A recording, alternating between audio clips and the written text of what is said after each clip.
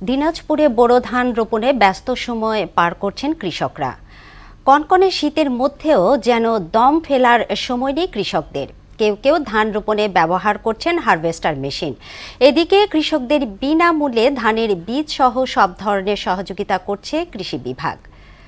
শামসুল ইসলাম শামুর প্রতিবেদন, জানাচ্ছেন তাহসিন তারিন। আবহাওয়া অনুকূলে থাকায় দিনাজপুরের ঘোড়াঘাটে ইরি বোরো ধান চাষ আবাদে পুরোদমে মাঠে নেমেছে কৃষকরা। জমি চাষ দেয়া, বীজতলা থেকে চারা ওঠানো এবং জমি তৈরি করে চারা লাগানো, এসব নিয়ে তাদের যেন দম ফেলার সময় নেই। স্থানীয় ধানের পাশাপাশি হাইব্রিড ও আপৎকালীন বাড়তি ধান চাষ করছে সবাই।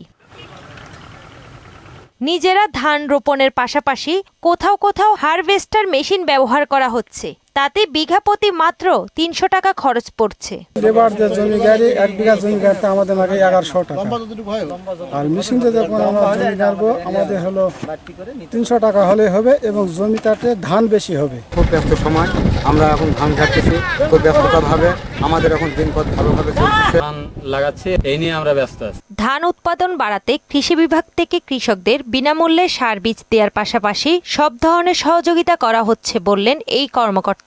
সুদবিহীন ব্যাংকিংয়ে আত্মশুদ্ধির পথ এনআরবিসি ব্যাংকের ইসলামিক ব্যাংকিং আল আমিন। সরকারের পক্ষ থেকে আমরা হাইব্রিড ধান 2800 কৃষককে বিনামূল্যে দিয়েছি এবং 1120 জন কৃষককে আমরা বিনামূল্যে 5 কেজি বীজ ও 20 কেজি করে সার দিয়েছি।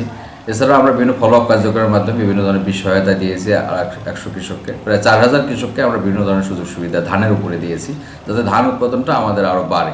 এবার ঘোড়াঘাটে 6.5 হেক্টর জমিতে ইরি বোরো ধান চাষ করা হয়েছে এবং লক্ষ্যমাত্রা ধরা হয়েছে 900 হেক্টর।